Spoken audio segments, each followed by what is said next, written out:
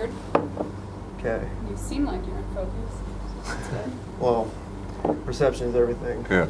Hi, everybody. I'm Airman Geary, your resident broadcast journalist here at the lovely Transitcentermanas. And my guest today is John Oliver. You might know him as a correspondent for The Daily Show, and most previously, the host of The Daily Show while Jon Stewart was on his spiritual journey. Spiritual movie journey. Yeah. Right. Well, he's nearly finished. He's in Jordan right now. He'll be back in a week. Oh my God. Yeah, so we're both. I had the clearance to go to Jordan. I don't think he had clearance. Clearance is 98% confidence. You know that. You can just go. That's true. Yeah.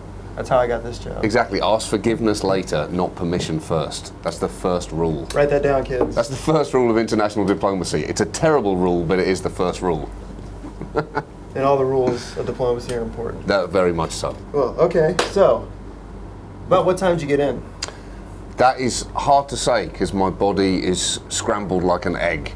I think we got in late last night, about 9 o'clock, and then we came in, I want to say last Saturday morning, and we were here for a few hours, sitting in Pete's place in full IBAs, drinking the only two beers that you are allowed per day. How'd you like those? Well, do you know what? You've stretched the concept of 2 beers, that's for sure. Because I had 2 sips of one of those 9s, and is that not worth about 3 beers?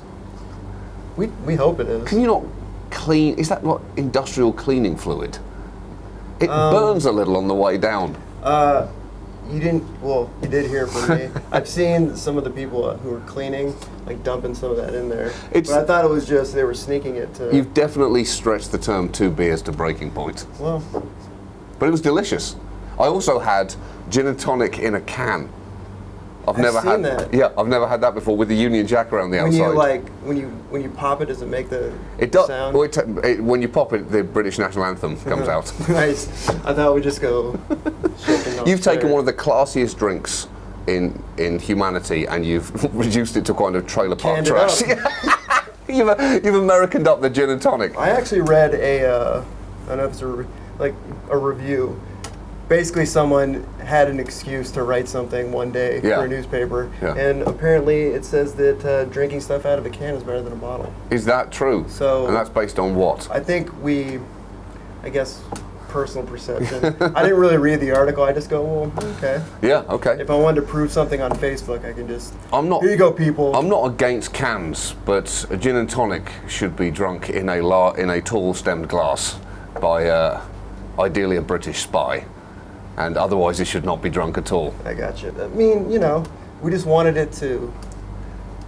Yeah. We just had to mobilize it. Yeah, that's true. Having those glasses, like breakable glasses. That's what. Plastic, you don't want plastic. I take it all back. You're absolutely right. Glad I could. That is just good logistics at work. Well, glad I could change your mind.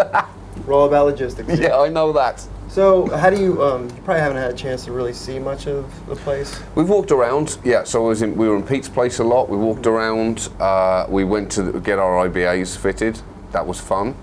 It was fun and for about 2 minutes until it became too heavy. And so I've been living with that IBA for the last week. And I cannot believe I haven't lost it. Because they said, but when we picked it up, they said, listen, you'll pay for this if you lose it. So I already mentally was going, well, I'm definitely going to lose it now, so I wonder how much it's going to cost. No, trust me. If you were in any place where it was necessary, you were hugging that. Yeah, so we definitely got some good wear out of it. Right on. That's good. Where all places did you go? We went around, we were fob hopping, so we went here to Bagram to Mazi al Sharif, and there we went to Killaguy, to Harriston. Is it really called Killaguy? It is called Killaguy. It is. There is actually a fob called Killaguy. Yeah, I think it was an old Russian name, but there seems no reason to change it. So they probably might have been mispronouncing it. That's right. They were gonna change it to Shoot a Dude, but they want to keep it kind of classic. Exactly. They go with the original Russian instead. Yeah. Right on. And you were just there doing We've just been doing shows. We've just been hopping around fobs for the last week in Afghanistan, and it's been amazing. It's been, we were, especially seeing as we were getting there via Black Hawk. It's definitely the coolest way I've ever got to and from any gig. That feels like Does it feel like totally legit? It feels incredible. You know, you feel more powerful and strong, and then you realise, all I'm doing is going to tell jokes. Did they play like Flight of the Valkyries? They didn't need to, because I was playing that in my mind the whole time, thinking, oh, I'm gonna let's go get someone. Did you ask to use the fast rope? Like, no, boys. No, although the first flight, I guess it was only natural that they screwed with us. The first flight, they said, sit in, that's called the hurricane seat over there, you'll enjoy it. And I thought, that sounds cool. I didn't realise that it sounds cool, and physically it's an absolute aberration. Because the whole time, 40 minutes of, I thought I'd broken my nose. Hurricane Seat's not just like a clever name. No, I thought, yeah, exactly. I thought Hurricane Seat, that's just a cool name. It's not a warning of don't sit in there, because it'll be like sitting in a hurricane for 40 minutes. But it was incredible. And so, yeah, it's going to take a lot of getting used to not go to gigs and even going to work every day in a Black Hawk. Yeah. Yeah. You should like kind of put that. Yeah, that's when you got to renegotiate. Maybe my next contract negotiation. That's right. So I request a Black Hawk. That's right. I'll just point that out to John when he gets back. I want a Black Hawk to and from work. That's all. A Black Hawk to, and I want a quality DFAC at the show. I want that all the time. And I also want bingo every week, because clearly that has destroyed the morale of this base somehow. It's either elevated it or it's potentially a war starting. I've never seen anyone take bingo so seriously outside of a Florida retirement home. And I've been to in that same Florida retirement home playing that bingo. They don't mess around. I think there's slightly more fistfights over bingo here than there is in a Florida retirement home.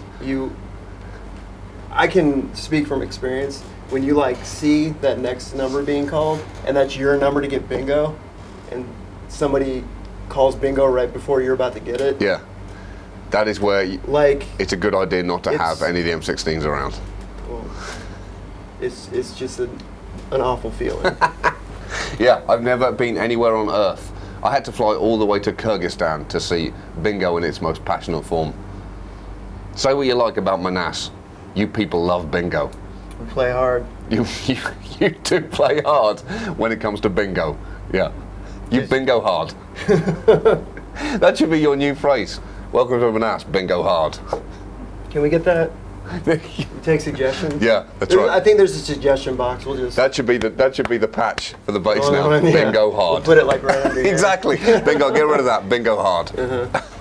Instead of like Liberando's deliver, which we have, just bingo hard. You've used that. You've used it well. It's time to move on. Bingo hard. For like the next generation. But yeah, it's been an amazing experience. My wife was prior service. She was in the army, which I know that Air Force immediately turned their nose up at that. Same team. Same team. But that's what I'm trying to say. Same team.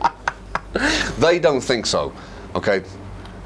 I've heard that's one of the main things that I've enjoyed over here is that it's clear that no one loves each other more than the military, and no one talks to each other as much as the military. I've never heard so much smack talk in my life. It's like it's part of the fun. I guess, yeah. I guess it is. It's just they've again around Afghanistan. They've at the moment their minds are all based around the day that they get to have ice cream, and then they heard that you have ice cream here every day, and that has not gone down very well. Well, they say that they've heard that you just watch your ice cream melt in the bowl, like the ultimate power move. I don't even want it. I'm going to do that now. And I'm going to film it and I'm going to send it to them. Just to annoy the army. A little clip of you going, look, I'm just going to watch it melt, and then I'm going to throw it away. What they don't know is a lot of times that ice cream dispenser, most of the time, it's broken. Oh, okay. So... All right, that's good to know. So looking at that one day they get to get it is probably great. Oh, yeah. And then having it here and constantly just walking by and you're like, awesome, ice cream. And then you walk by the machine and that's worse in a way. Someone like kind of fumbling with it, and then you're looking at them and they kind of look at you and just go, no, not today. Sorry. Not today. But you could fall back on an ice cream sandwich though. Right. Yeah. You do have to pass by the ice cream sandwiches to get to the ice cream machine. Classic. So my whole point. Classic Air Force complaint. Yeah. Listen, I like to have my ice cream straight from the dispense. Sure, I could have an ice cream sandwich, but what am I? Well, Navy? What I got opening a package with fingers when there's a whole contraption that does it for me. It has been amazing. No, coming from New York, working for a comedy show, you know, I am used to hearing smack talk, but this has elevated it to an art form. It's funny 'cause when you talk about the smack talk, and everybody does this. Everybody. When they hear about something, they go like if it's something going wrong or something going right. Yeah. It's fun. It's like the same kind of report for each one. If something goes wrong, they just go, well, who was there? Yeah. It's like, oh, it was Army. It's like, of course. Or it was like, oh, it's like Air Force guys. You're like, of course. There's a name. Any branch, no matter what it is. It's great. Who is it? Figures. It's amazing. But if something's going right, at the same time something where it executes perfectly, like, man, who did that? Man, it was the Army. Yeah. You're like, of course. I love it. It's deep, deep love surrounded by layer upon layer of massive contempt. That's part of the joy of getting in. It sure It's is. one part of the culture you get to partake in. Yeah. All right, well, I'm getting a wrap-up signal from him. All right, well, I want to thank you for taking the time. It's really awesome for you to do this. It's a pleasure. Thank you for everything you guys do over here. It's been so awesome to see it. Okay, thank you. And again, I can't thank you enough. So I'll cheers to you. Hey, bingo hard. Boom. Bingo hard, Kyrgyzstan. Allow me to play you out. Awesome. Thank you very much. Thanks so much, guys. All right. That was fun.